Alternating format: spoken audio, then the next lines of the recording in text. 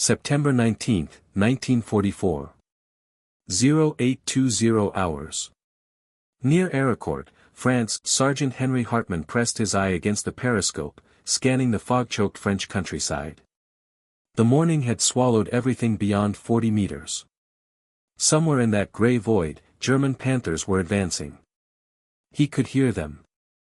The deep mechanical growl of Maybach engines, the metallic squeal of tracks against frozen mud.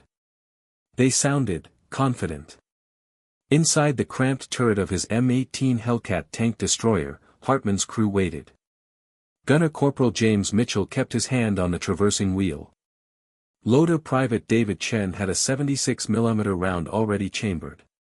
Driver Private First Class Robert Hayes sat motionless, foot hovering over the accelerator. They'd trained for this moment for months. Doctrine was clear. Strike fast. Strike hard.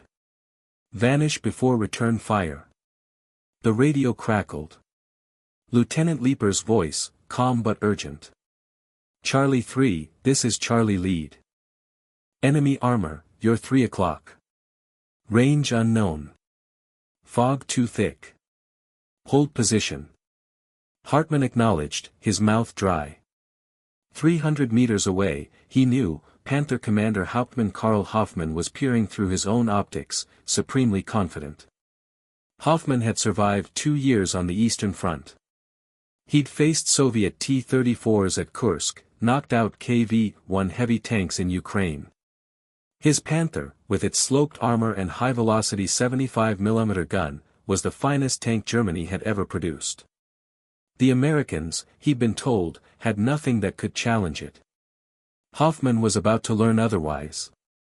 The fog shifted. For 3 seconds, no more, visibility opened to 80 meters. Hartman saw it. The unmistakable angular silhouette of a Panther tank, turret traversing slowly left, searching. Target. His mind calculated instantly. Range, 70 meters. Angle, perfect flank shot. The Panther's side armor, only 40mm thick, was exposed. Mitchell, traverse right. Panther, flank, 70 meters. Identified. Fire when ready. The M18's lightweight turret whipped around in 2 seconds. The Panther's turret was still turning, still searching, when Mitchell squeezed the trigger. The 76mm gun roared.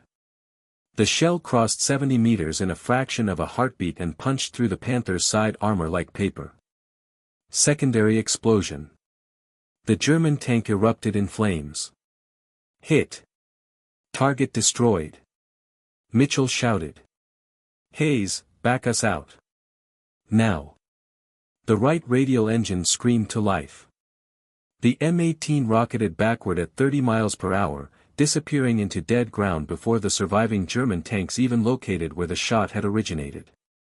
15 seconds from first shot to complete displacement. The German crews never saw them. That engagement lasted 20 minutes. When the fog finally lifted at 900 hours, 5 German Panthers were burning wrecks.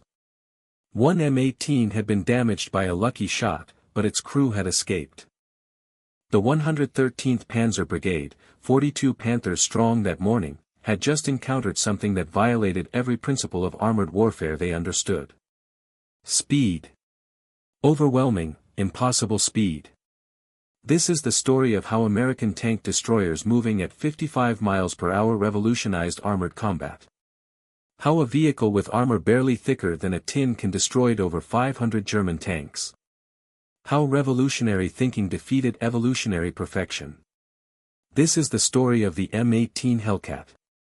The Ghost That Hunted Panthers, Act 1, The Radical Question, December 1941. Fort Meade, Maryland. While America reeled from Pearl Harbor, Lieutenant Colonel Andrew Bruce sat in a cold office studying German blitzkrieg reports. Bruce wasn't a traditional cavalry officer. He was an engineer who thought like a mechanic. And what he saw in those reports troubled him. The German panzer divisions had conquered Poland in weeks, France in days. Their tanks, supported by aircraft and mechanized infantry, moved too fast for traditional defenses. Britain and France had responded by building heavier tanks with thicker armor. Bruce thought they'd learned the wrong lesson. "What if we don't try to out-armor them?" he asked his staff. "What if we outrun them instead?" His colleagues thought he was mad. Tanks needed armor to survive. That was foundational doctrine, established in the Great War. You built a vehicle that could withstand enemy fire while closing to effective range. Armor was survival. Armor was everything. Bruce disagreed. The best armor, he insisted, is not being hit at all. He envisioned something radical, a vehicle prioritizing speed and firepower above protection. Something that could race to threaten points faster than enemy armor could concentrate. Something that would strike from unexpected angles and disappear before retaliation. Not a tank. A tank destroyer. The Ordnance Department was skeptical. They authorized development of the T-70, later designated M18, but hedged their bets with more conventional designs. Bruce's prototype would need to prove itself against entrenched military thinking. The design that emerged from Harley Earl's studios at Buick was revolutionary. Earl, famous for designing sleek Roadmasters and Skylarks, approached military vehicles like race cars. Low profile. Lightweight construction. Every component optimized for speed. The M18 would weigh just 20 tons, 15 tons lighter than a Sherman tank. It would mount a powerful 76mm gun in an open-topped turret. And it would be powered by a Wright R-975 radial aircraft engine generating 400 horsepower. The result was a vehicle capable of 55 miles per hour on roads, 40 across broken terrain. For context, German Panthers managed 29 miles per hour maximum on roads, half that cross-country. The M18 wasn't marginally faster. It was categorically faster. It existed in a different realm of mobility. German tank development had followed a predictable path. The Panzer III led to the Panzer IV. Combat experience against Soviet T-34s led to the Panther.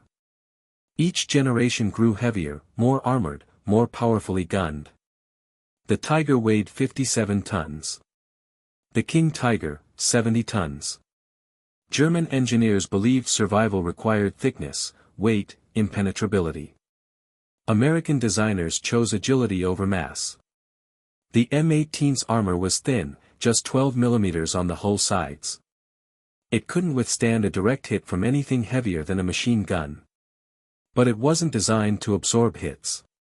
It was designed to never be where the enemy aimed. Production began in July 1943 at Buick's Flint, Michigan plant. Workers who'd built civilian automobiles now built tank destroyers using the same mass production techniques. The M18 required 500 man-hours to complete. A German Panther required 2,000. American factories could replace every M18 lost in combat within days. German production, even at peak capacity, couldn't keep pace with losses. By spring 1944, the 704th Tank Destroyer Battalion had received their Hellcats and begun intensive training. They practiced tactics that maximized speed advantage, rapid flanking maneuvers, shoot-and-scoot engagements, coordinated ambushes. Every M18 carried an SCR 508 FM radio, enabling real-time coordination between vehicles. German tanks typically had one radio per platoon, forcing them to rely on signal flags and pre-arranged plans. Lieutenant Edwin Leeper commanded one platoon in Company C. His crews spent months perfecting techniques that seemed reckless by conventional standards. Racing at full speed toward enemy positions. Firing on the move. Displacing before enemy gunners could even locate them. It required absolute trust in the vehicle, in each other, in doctrine that contradicted everything tankers had been taught. In September 1944, the 704th deployed to France, joining General Patton's Third Army. They arrived at a critical moment. German forces were consolidating in Lorraine, preparing counterattacks to slow the Allied advance. The stage was set for Arracourt. ACT-II, the fog of war, the 113th Panzer Brigade formed on September 4, 1944, as part of Germany's desperate attempt to rebuild armored strength after the catastrophic losses in Normandy. They received brand new Panthers fresh from German factories. Many crews were Eastern Front veterans who'd faced the best Soviet armor and survived. They considered themselves elite. On September 16, the brigade received orders: advance toward Arracourt, destroy American screening forces, and strike deep into the rear of Patton's 4th Armored Division. Intelligence indicated only Sherman tanks in the area, which Panthers could engage at range with near impunity. It seemed straightforward. Hauptmann Karl Hoffmann commanded one of those Panthers. At 32, he'd been fighting since 1941. He'd knocked out 7 Soviet tanks personally, survived Kursk, earned the Iron Cross. He trusted his vehicle, his crew, his training. The Panther was mechanically superior to anything the Americans fielded. Its gun could penetrate Sherman armor at 2,000 meters. Its frontal armor was nearly immune to the Sherman's 75mm gun. Mathematics favored the Germans. The morning of September 19 brought unseasonable fog. Visibility dropped to 30 meters in places. Hoffmann's company advanced cautiously, maintaining formation, straining to see through the gray void. This was less than ideal terrain for armor, but they'd fought in worse conditions in Russia. The fog would lift by mid-morning. Then they'd engage properly. At 0715 hours, Lieutenant Leeper's M18 platoon was positioned near Rechicourt-le-Château, exactly where Doctrine prescribed, concealed, engines idling quietly, crews scanning assigned sectors. They'd arrived before dawn, using darkness to move into position without detection. Now they waited. Leeper's headset crackled. Charlie lead, this is Able 6. We have engine noise, bearing 270, range uncertain. Multiple vehicles. Roger, Able 6. Charlie elements, go to alert status 1. Prepare to engage on my command. Inside Hartman's M18, tension crystallized into focused calm. This was what they'd trained for. Chen checked the ammunition rack. Mitchell tested turret traverse. Hayes revved the engine slightly, feeling for responsiveness. Everything ready. The fog shifted. Through a brief gap, Hartman glimpsed steel moving through trees. Panthers. 3 of them, advancing in staggered column. Range approximately 80 meters. They hadn't spotted the Americans. Leeper's voice, all Charlie elements, enemy armor identified. Panthers. Multiple targets. Engage at will. Hartman's M18 surged forward, engine roaring. The sudden acceleration, 0 to 30 miles per hour in under 10 seconds, caught the Germans completely off guard. Hoffman heard the American engine, began traversing his turret toward the sound, but the M18 was already racing to his flank. By the time his gunner acquired the target, Hartman's Hellcat had fired, struck, and was accelerating away. The first Panther exploded. The second, attempting to rotate its turret, moved too slowly.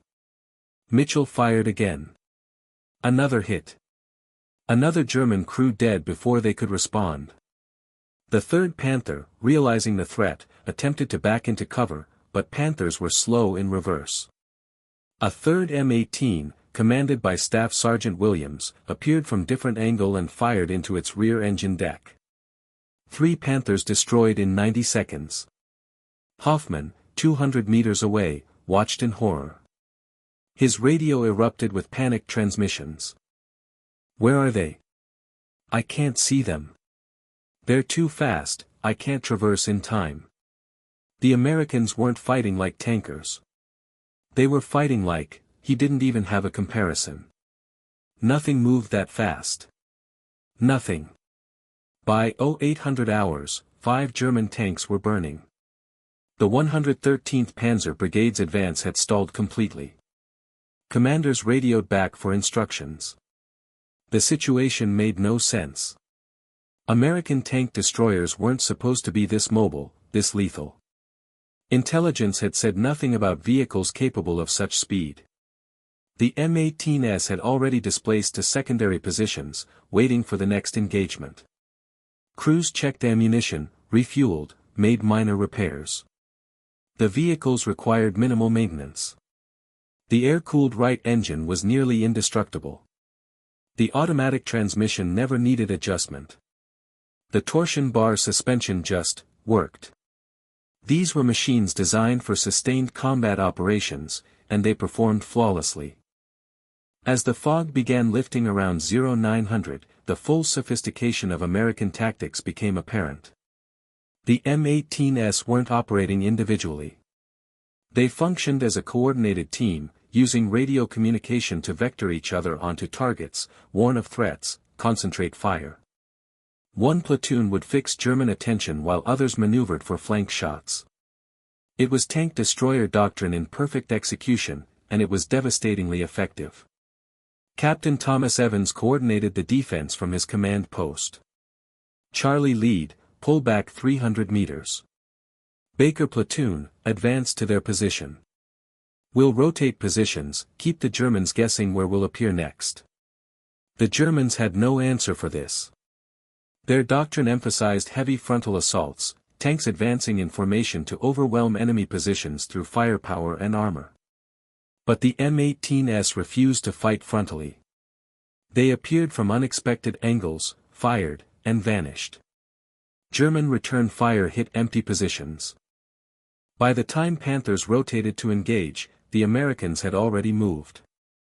Hoffman attempted to adapt. He ordered his remaining tanks into defensive positions, covering all approaches. If they couldn't chase the Americans, they'd force the Americans to come to them. But static defense surrendered all initiative. And American commanders, coordinating with supporting artillery and Sherman tanks, simply bypassed German strongpoints and struck elsewhere. By noon, the 113th Panzer Brigade had lost 15 tanks. Not to superior enemy armor. Not to overwhelming numbers. To vehicles that shouldn't have survived first contact. The mathematics were incomprehensible. Panthers costing 117,000 Reichsmarks each, requiring months to build, were being destroyed by vehicles costing half as much and assembled in weeks. Worse than the material losses was the psychological impact. German tank crews, men who'd faced T-34s and survived, were experiencing something unprecedented, fear of an enemy they couldn't effectively fight. The Panther had been their vindication, proof that German engineering and tactical skill could overcome numerical disadvantages. Now that certainty was shattered. ACT-3, the turning point, September 20th brought reinforcements. The 111th Panzer Brigade, 30 more Panthers, joined the battle. Surely, German commanders reasoned, concentrated armor would overwhelm the American screening forces. The tactics that failed yesterday would succeed today through sheer mass. They were wrong. The M18 battalions had spent the night refining tactics based on combat experience. They'd identified optimal ambush positions, calculated engagement ranges, coordinated fire zones with supporting units. When the German attack resumed, they were ready. Hartman's platoon was assigned to the northern sector, near Coincourt. Their mission, allowed German armor to advance into kill zone, then strike from multiple directions simultaneously. It required discipline to hold fire while Panthers moved past initial ambush points. But discipline was something American tank destroyer crews had in abundance. At 0745, 20 German tanks advanced through open ground, moving toward what they believed were American positions. They were half right. Americans were there, but not where the Germans expected. The M18s had infiltrated through wooded areas during darkness, positioning themselves behind the German line of advance. Charlie 3, targets at your 12 o'clock, moving away from your position. Hartman smiled. Panthers with their backs turned. This was going to be quick. All Charlie elements, commence firing. 6 M18s opened fire simultaneously from 3 different positions. The Panthers, caught in a triangulated kill zone, attempted to respond but couldn't effectively engage threats from multiple directions at once. Their ponderous turret traverse, 60 seconds for full rotation under ideal conditions, became a fatal liability. By the time one turret rotated toward a threat, that M18 had already fired and displaced, and another was firing from a different angle. Hoffman's company was in that kill zone. He watched helplessly as tank after tank exploded. His gunner traversed desperately, trying to acquire targets that appeared and vanished like ghosts. They managed one shot, missing badly as the M18 accelerated away.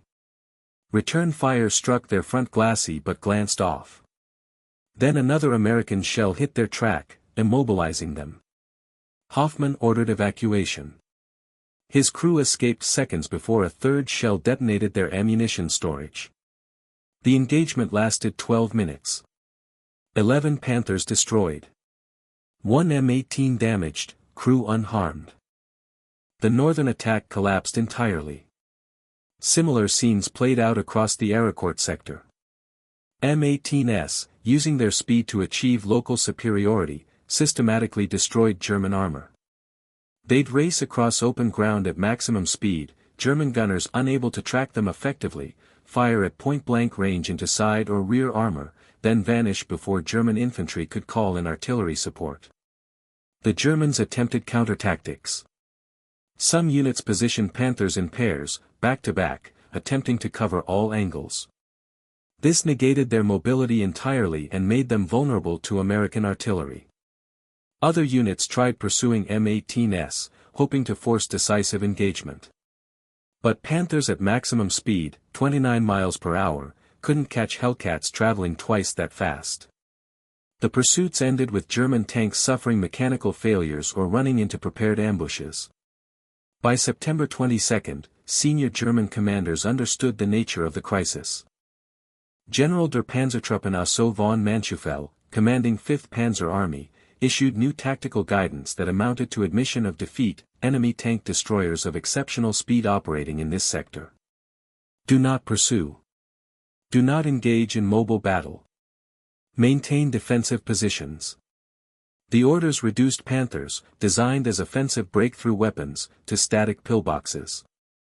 They surrendered all initiative to the Americans and acknowledged that German armor could no longer dominate battlefields through superior tactics and technology. For Hartman and his crew, September 22 became legendary. Operating independently after radio failure, they encountered a German column near Moncourt, 6 Panthers escorting supply trucks. Standard Doctrine said withdraw, report contact, coordinate response. Hartman saw opportunity. Hayes, get us behind that ridgeline, fast. The M18 raced along dead ground, invisible to the German column.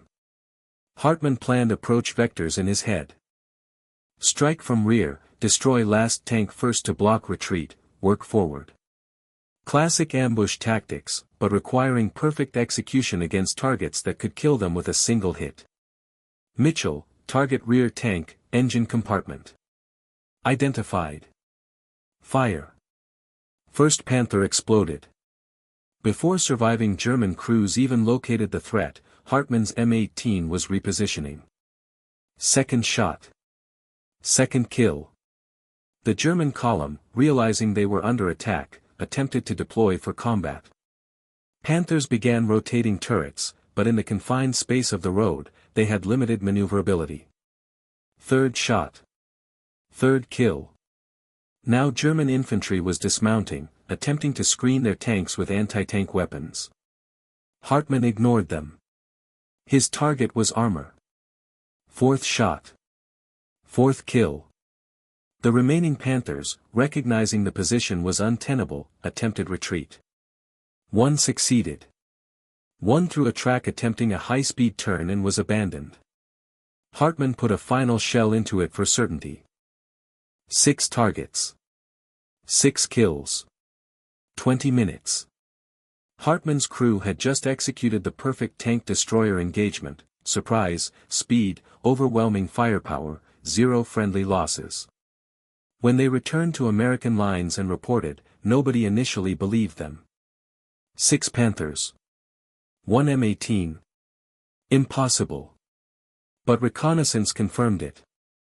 6 burning German tanks, arranged along 200 meters of road, testimony to what trained crews in revolutionary vehicles could accomplish.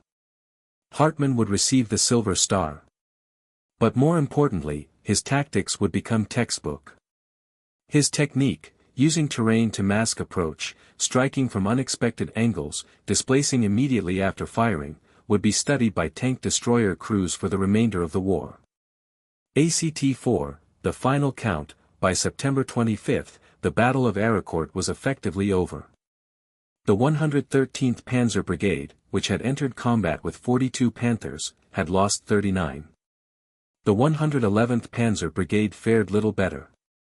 German casualties totaled 55 tanks and tank destroyers destroyed, dozens more damaged. American losses, for M18s destroyed, 7 damaged but reparable. The kill ratio was staggering, nearly 14-1. But numbers alone didn't capture the significance.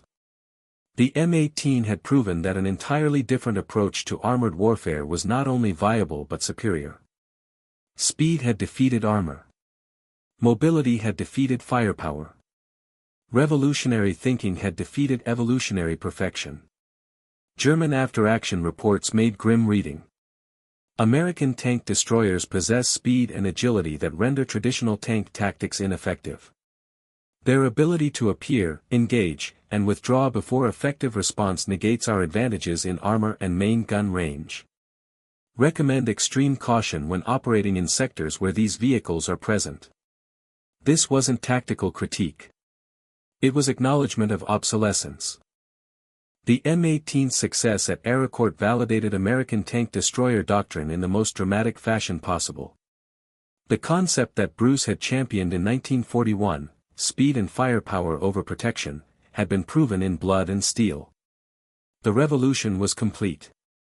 But Arracourt was just the beginning. In December 1944, when German forces launched their final major offensive in the West during the Battle of the Bulge, M18-equipped tank destroyer battalions proved decisive in the defense. Their speed enabled rapid deployment to threatened sectors, often arriving ahead of German spearheads. Team de Sobry, defending Nouville, used 4 M18s from the 705th Tank Destroyer Battalion to blunt attacks by the 2nd Panzer Division. The high-speed highway journey to reach blocking positions ahead of German forces was one of the few documented cases where M18s actually used their top speed operationally. They arrived in time. Nouville held. Throughout the winter campaign, M18s raced to critical points, established ambushes, destroyed German armor, and withdrew before counterattacks developed. German Tigers and King Tigers, theoretically superior in every conventional metric, found themselves outmaneuvered by vehicles they should have dominated. The final statistics told the story. The M18 Hellcat destroyed 526 enemy vehicles in the European theater, 498 in Northwest Europe, 17 in Italy, 11 in the Pacific. They lost 216 minutes and 18 seconds in combat, yielding a kill-to-loss ratio of 2.4-1, higher than any other American armored vehicle in World War II. Even more impressive, M18s weren't primarily used for tank fighting. They were often committed to improvised roles, direct fire support for infantry, mobile artillery, assault guns.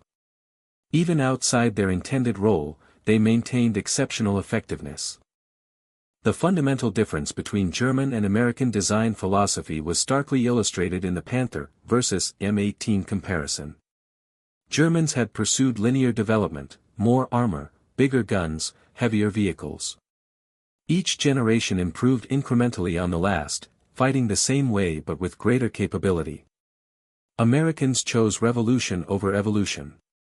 The M18 didn't try to beat German tanks at their own game. It changed the game entirely. Post-war analysis revealed another American advantage: industrial efficiency. M18 production peaked at 250 units per month in January 1944. Each vehicle required approximately 500 man-hours to complete.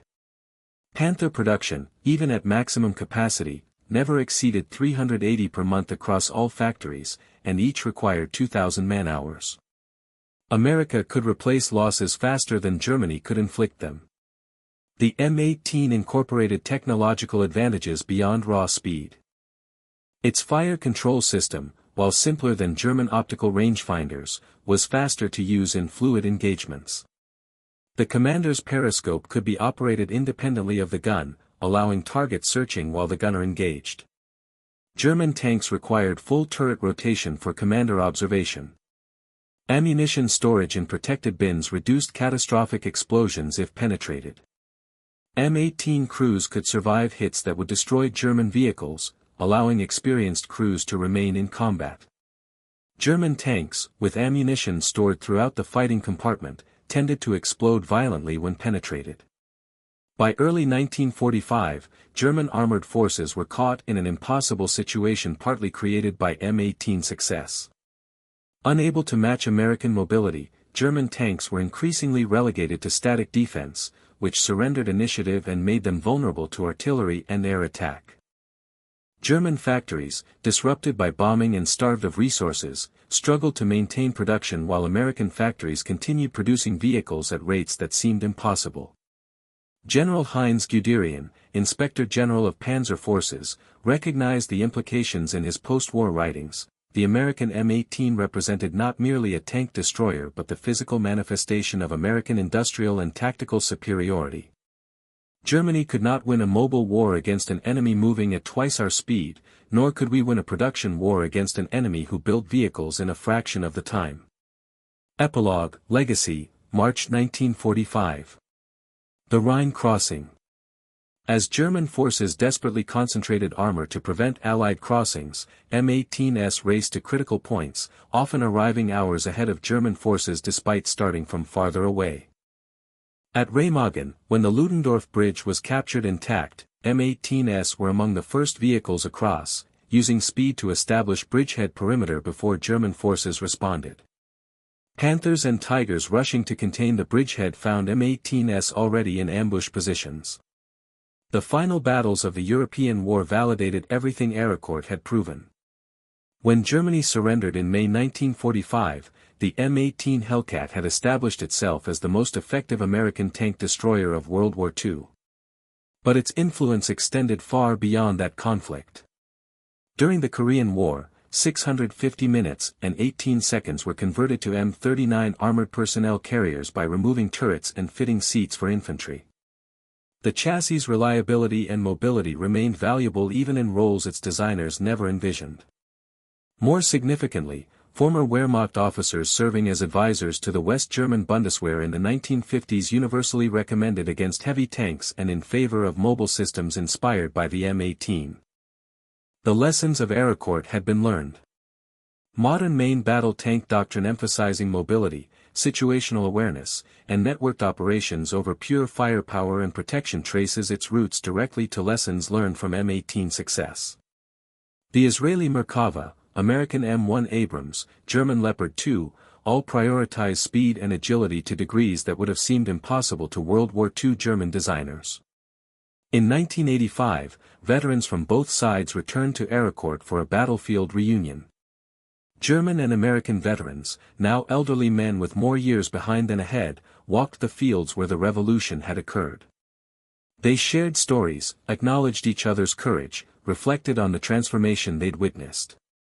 The ceremony included a demonstration by a restored M18, which even 40 years later could still achieve its remarkable top speed. As it raced across the field where so many Panthers had met their end, German veterans watched in silence.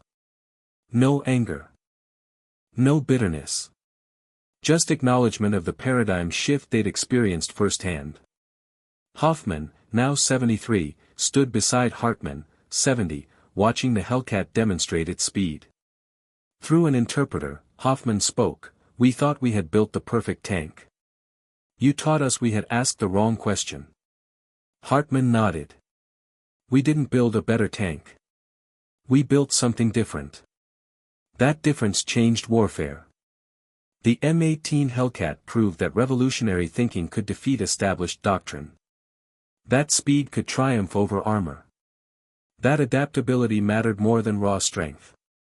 That sometimes, the most effective weapon isn't the one that defeats the enemy on his terms, but the one that refuses to fight on those terms at all. For the German tankers who faced M18s in the fog at Arracourt and beyond, the Hellcats represented not just a new American weapon but a new era in mechanized warfare. One where the race truly did go to the swift. One where 55 miles per hour proved more valuable than 50 tons of armor. One where revolutionary philosophy defeated evolutionary perfection. The story of the M18 Hellcat is ultimately about innovation in the face of entrenched thinking. About asking different questions rather than accepting established answers. About recognizing that sometimes, survival comes not from withstanding the blow, but from never being there when it lands. And it's about the crews who trusted that radical philosophy with their lives. Men like Hartman, Leeper, Mitchell, Chen, Hayes, and thousands of others who climbed into vehicles with armor barely thicker than tin cans and raced into combat against the finest tanks Germany could produce. They won not through superior protection or bigger guns, but through speed, skill, coordination, and courage. The numbers tell part of the story: 526 enemy vehicles destroyed for 216 minutes and 18 seconds lost. But the real victory was doctrinal and psychological. The M18 shattered assumptions about armored warfare, proved that fundamental reimagining could overcome incremental improvement, and influenced armor doctrine for generations. In warfare, as in evolution, it is not always the strongest that survives, but the most adaptable. The M18 Hellcat, racing across battlefields at impossible speeds, firing and vanishing like a ghost, represented that adaptability in its purest form. The German tankers who witnessed this transformation knew, even if they couldn't articulate it at the time, that they were watching not just tactical defeat but the birth of new concepts. Their experience, preserved in archives and memories, stands as evidence that sometimes speed defeats armor, agility defeats strength, and revolutionary thinking defeats conventional perfection. For 42 Panthers that rolled confidently into the fog near Arracourt on September 19, 1944, the encounter with M18 Hellcats was their last. For the 400 American tank destroyer crews who crewed these vehicles, it was vindication of radical theory. The revolution was complete. The age of pure heavy tank dominance had ended. The importance of mobility, flexibility, speed had been dramatically, violently, definitively proven. And the German tankers who survived those encounters carried that knowledge with them for the rest of their lives. In the end, the M18 Hellcat accomplished something remarkable. It destroyed not just German tanks, but German certainty about how armored warfare should be fought. It shattered assumptions, validated revolutionary doctrine, and demonstrated that sometimes the answer to "how do we build a better tank" is, we don't, we build something entirely different. For Sergeant Henry Hartman, who destroyed 6 Panthers in one engagement and many more throughout the war, the M18 was more than a vehicle. It was proof that courage combined with superior doctrine could overcome any technological advantage. That well-trained crews in revolutionary machines could defeat enemies who should have been superior. Hartman survived the war, returned home, raised a family. He rarely spoke about his experiences except to other veterans who understood. But in 1985, standing on that battlefield beside his former enemy, watching a restored Hellcat demonstrate the speed that had revolutionized warfare, he allowed himself a quiet smile. They'd asked a different question. They'd gotten a better answer. And that had made all the difference. Fade to black, the M18 Hellcat, top speed 55 miles per hour. Enemy tanks destroyed, 526. Kill-to-loss ratio, 2.4 to 1. The fastest tank destroyer of World War II.